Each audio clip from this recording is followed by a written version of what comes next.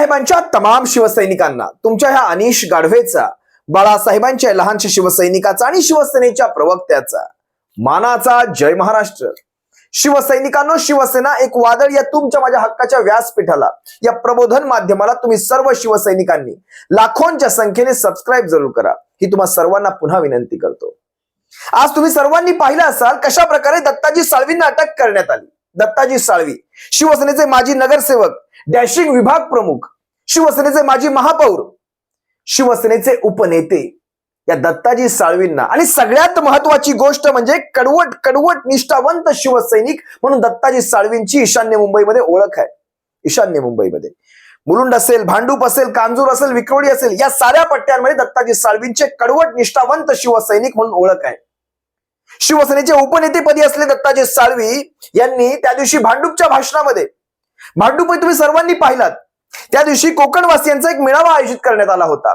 या कोकणवासियांच्या आणि भांडूपमध्ये विशेषतः भांडूप आणि कोकणवासी यांचं एक जुनं नातं आहे. भांडूप म्हणजे प्रति कोकणच म्हणा तुम्ही, भांडूप म्हणजे प्रति कोकण, संबंध कोकण तुम्हाला भांडूप मध्ये दिसेल.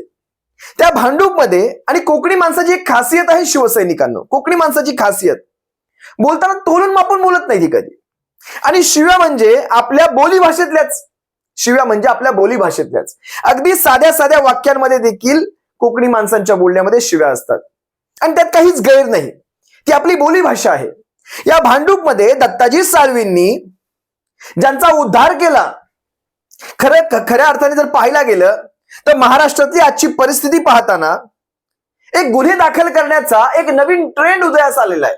गुन्हे दाखल करण्याचा एक नवीन प्रकार उदयास आलाय, ज्याची लायकी राज्य चालवण्याची नाही. बघा बरं का मी काय म्हणतोय, ज्याची लायकी हे राज्य चालवण्याची नाही त्याला जर तुम्ही नालायक म्हटलात तर तुमच्यावर गुन्हा दाखल होणार. ज्याने या राज्याची प्रतिमा कलंकित करून ठेवली त्याला जर तुम्ही कलंकित हा शब्द वापरला तर तुमच्यावर गुन्हा दाखल होणार. ज्याने या राज्याशी, या महाराष्ट्राशी कपटीपणा केला, ज्याने या महाराष्ट्राशी कपटीपणा केला त्याला जर तुम्ही फडतूस म्हणालात तर तुमच्यावर गुन्हा दाखल होणार. आणि उभ्या महाराष्ट्राशी, उभ्या या राज्याशी ज्याने गद्दारी केली त्याला जर तुम्ही गद्दार म्हणाला तर तुमच्यावर गुन्हा दाखल होणार. म्हणजे गुन्हे दाखल करण्याचा हा एक नवीन ट्रेंड महाराष्ट्रामध्ये सध्या पाहायला मिळतोय. दत्ताजी साळवींचं प्रकरण थोडंसं वेगळं आहे. दत्ताजी साळवी हे असे कडवट निष्ठावंत शिवसैनिक, कारण ह्या शिंदे टोळीला लक्षात घ्या, हे अशा प्रकारचं वातावरण का तयार केलं जातं. ज्या प्रकारे कोकणवासियांचा ईशान्य मुंबईमध्ये तो मेळावा घेण्यात आला, त्या मेळाव्यामध्ये हे सक्रिय, ईशान्य मुंबईमध्ये या शिंदे टोळीला औषधाला सुद्धा कार्यकर्ते सापडत नाहीयेत. त्या ठिकाणी दत्ताजी साळवी असतील, ईशान्य मुंबईचे विभाग प्रमुख आमदार रमेशभाई कोरगावकर असतील, त्यानंतर समन्वयक संजय दिना पाटील असतील, माजी खासदार सुनील राऊत साहेब असतील, संजय राऊत साहेबांचा तो एरियाच आहे. मग ह्या ईशान्य मुंबईमध्ये शिवसेनेचा झंझावात अशा काही जोराने चालू झाला. खऱ्या अर्थाने तिथे जर कुणाची हादरली असेल, लक्षात घ्या हे राजकारण फार छोटं नाहीये, ह्याच्या मागे बरीचशी कारणं आहेत. ईशान्य मुंबईतून भारतीय जनता पक्षाचा मनोज कोटक हा खासदार म्हणून जातो. हे कुठून सुरुवात झाली आहे बघा, आणि ही कुणी पिन मारली हे पण लक्षात घ्या. भारतीय जनता पक्षाचा मनोज कोटक खासदार म्हणून जातो. आता ह्या खासदाराच्या बुडाखाली बॉम्ब लावल्यानंतर हा खासदार शांत बसणार नाही, कारण ईशान्य मुंबईतून जवळपास 3-4 हजारांचा जमाव तिथे फक्त एका हाकेला उभा राहतो. शिवसेनेच्या त्या बैठकीला, कोकणवासियांच्या बैठकीला 3-4 हजारांचा जमाव असाच उभा राहतो. मग खासदारांच्या बुडाखाली बॉम्ब लागणार. खासदारांनी आपले जे पाळीव असतात ना, कारण हे सगळे जे घेतलेत ना, यांच्या डोक्यावर जे मुकुट लावलेत ना, हे सगळे पाळीव आहेत. ही पाळीव जनावर, आणि जनावर पण प्रामाणिक असतात. पाहायला गेलं तर जनावरांचं देखील नाव बदनाम करण्याची माझी कुठेही मनीषा नाही, माझी कुठेही इच्छा नाही, पण तरी देखील ही पाळीव जनावरच, श्वापद म्हणू शकतो तुम्ही, श्वापद. या पाळीव जनावरांना लागलीच आदेश गेले की अरे जनावरांनो, ज्या कारणासाठी तुम्हाला घेतलं गेलंय ते कारण पूर्ण करा, ते तुमचं काम इमाने इतबारे पार पडा, कारण माझं पद धोक्यात येतंय, माझी खासदारकी अशीही यांची खासदारकी धोक्यात नाही, यांची खासदारकी गेल्यातच जमाय. ईशान्य मुंबईतून पुढचा खासदार हा शिवसेनेचा असणार आहे. पुढचा खासदार हे लक्षात घ्या. या मनोज कोटकांच्या बुडाखाली जर बॉम्ब लागले असतील आणि अशा प्रकारे अशा प्रकारचे आदेश गेले. त्यानंतर जवळपास 2 दिवसांनंतर ह्यांना ती एक प्रचिती येते, ते अचानक एक हुक्की येते की 2 दिवसांपूर्वी यांनी एकनाथ शिंदेंना काहीतरी शब्द उद्गारलाय. त्यानंतर भांडूप पोलीस स्टेशन, अचानक सकाळी जाऊन घरून अटक होते, त्यानंतर मुलुंड कोर्ट, त्यानंतर ठाणे कोर्ट, आणि तिथे अशा वेळी पोहोचवलं जातं ज्या वेळेस जामीन होऊ शकणार नाही, म्हणजे जामीन आज होऊ शकणार नाही. बरोबर, जामीन आज झाला नाही, त्यामुळे पोलीस कोठडी किंवा न्यायालयीन कोठडी आली. पण हा जामीन शिवसेनेचे वकील उद्या मिळवून घेतील, उद्या दत्ताजी साळवी बाहेर असतील. मला एक म्हणायचंय, या सगळ्या प्रकारामागे मला एक म्हणायचंय, मिळवलं काय शिंदे टोळीने? जितकं तुम्ही अति कराल, जितकं अति कराल, अरे हे अशा शिव्या आमच्या बोली भाषेतल्या, शिवसैनिकांच्या बोली भाषेतल्या जर अशा प्रकारच्या शिव्या तुम्हाला टोचायला लागल्या तर तुमच्या अंगाला भोकच पडतील. आणि इतकी भोकं पडतील की कुठल्या भोकातून हवा आत घ्यायची, तो काय सलमान खानचा डायलॉग, तो डायलॉग वगैरे मला मारायचा नाही, पण आमच्या भाषेत अशा शिव्या येतच राहणार. त्यात आमच्यासारखे काही प्रवक्ते असतात जे मूग गुळून गप्प बसतात, कारण त्या शिव्या तोंडावर येऊ देत नाहीत, लक्षात घ्या. पण आम्ही आमच्या वैयक्तिक आयुष्यात त्या शिव्या तोंडावर नाही, सगळीकडे वापरतो. होय, वापरतो, आणि अभिमान आहे, काही फरक नाही पडत, काही फरक नाही. कारण योग्य व्यक्तीला योग्य भाषेतच उत्तर दिलं गेलं पाहिजे.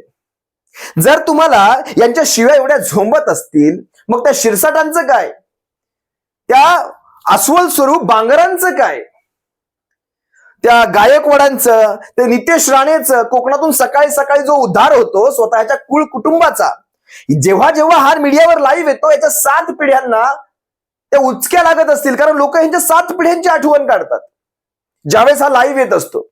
आणि ठाण्यामध्ये नरेश मस्के तर बसलेलेच आहेत. ठाण्यामधल्या नरेश मस्केची भाषा पहा, त्या शीतल म्हात्रेची भाषा पहा, यांच्या राणेची भाषा पहा, पिता पुत्रांची दोघांचीही भाषा पहा. म्हणजे बाप से बेटा सवय असं म्हटलं तरी वावगं ठरू नये. या अशा प्रकारे ह्यांच्या भाषा, याच्यावर कुठलीही कारवाई नाही. शिवसेनेच्या त्या निष्ठावंतांच्या घरावर बघा, सगळं पहा, सगळं कायदेशीर करताय ना तुम्ही, कायद्याचं, कारण ह्यांचाच कायदा, चित भी हमारा और पट भी हमारा, हम करे सो कायदा, कायद्याचा गैरवापर कसा करायचा हे यांच्याकडून शिकावं. आणि आपण शिकतोय. ज्यावेळेस आपली सरकार होती, आपण कधीही कायद्यांचा गैरवापर केला नाही ना, भविष्यातही आम्ही कधी करणार नाही. पण कायद्याचा गैरवापर कसा केला जातो याचं उत्तम उदाहरण हे सरकार घालून देत आहे. अगदी कुठलीही संस्था सोडली नाही, कुठलीही, लहानात लहानपासून मोठ्यात मोठी, अगदी देश पातळीच्या साऱ्या संस्थांचा यांनी गैरवापर केलेला आहे.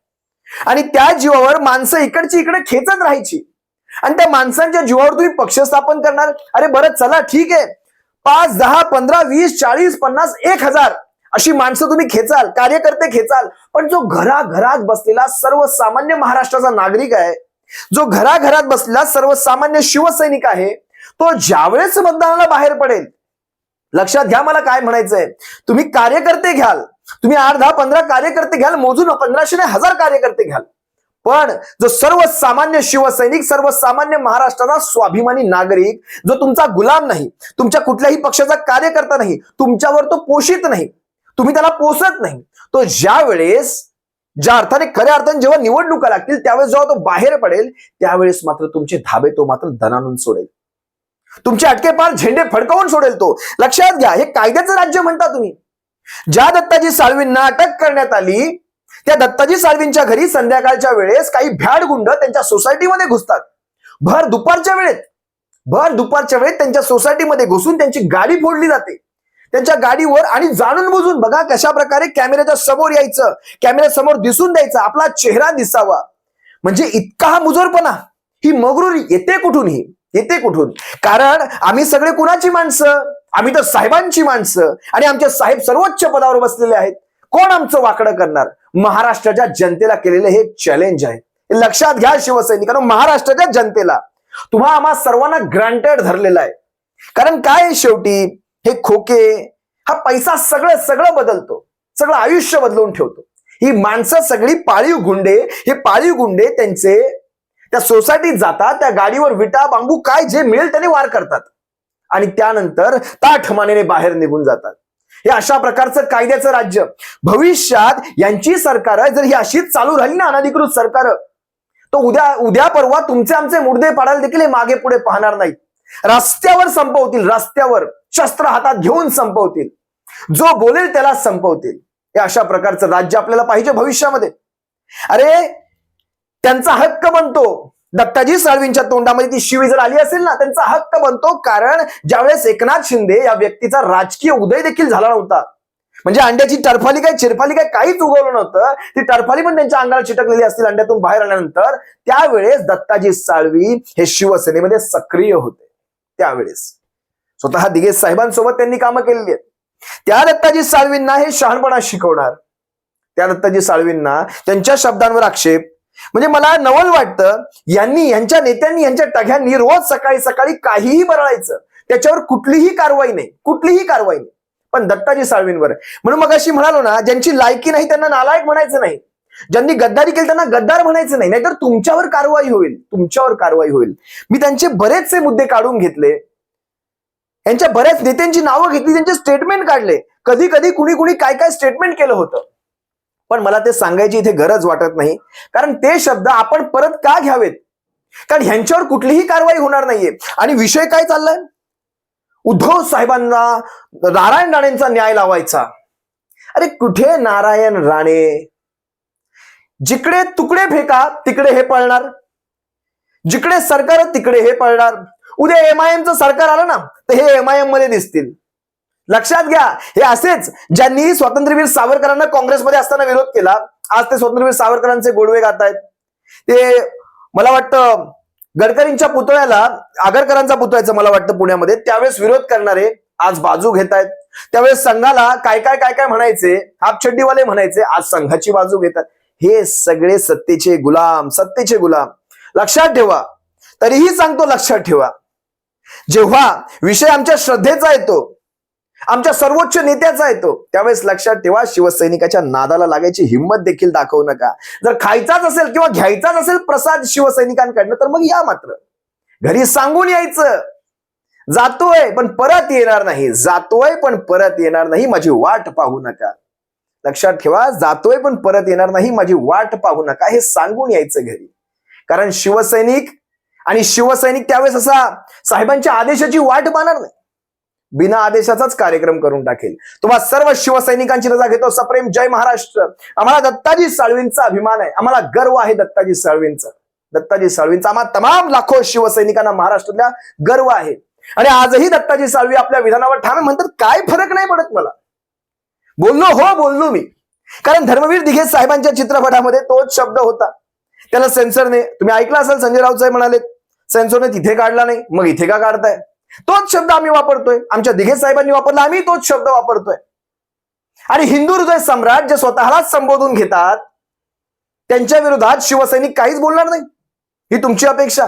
लायकी आहे का यांची हिंदू हृदय सम्राट लावण्याची? यांची लायकी गद्दार हृदय सम्राट, हे एकच विशेषण यांच्या नावापुढे शोभतं. आणि 2024 नंतर महाराष्ट्राची जनता यांच्या पुढे कुठली विशेषणं लावेल. लक्षात ठेवा गद्दारांनो, आज सरकार आहेत उद्या नसतील. हे मुकुट काटेरी असतात, हे खाली ठेवायला सुद्धा लागतात. ज्यावेळेस हे मुकुट तुमचे खाली येतील ना, ज्यावेळेस तुमचा सूर्य इकडचा इकड झालेला असेल ना, त्यावेळेस मात्र आम्ही इथे आहोत आणि तुम्ही इथे आहात. लक्षात ठेवा गद्दारांनो, तुमच्या नावापुढे हिंदू हृदय सम्राट नाही, गद्दार हृदय सम्राट हेच विशेषण शोभतं. आणि महाराष्ट्राची जनता 2024 मध्ये तुम्हाला तुमची, महाराष्ट्र जनता आणि आम्ही शिवसैनिक, लाखो शिवसैनिक तुम्हाला तुमची जागा दाखवून देणार. काहीच चुकलं नाही दत्ताजी साळवींचं. आम्ही आहोत दत्ताजी साळवींच्या पाठीमागे, लाखो करोडोंचा शिवसैनिक आम्ही आहोत. तुम्हा सर्व शिवसैनिकांची रजा घेतो. सप्रेम जय महाराष्ट्र. बाळासाहेबांच्या शिवसैनिकांनो, काळजी घ्या. जय महाराष्ट्र.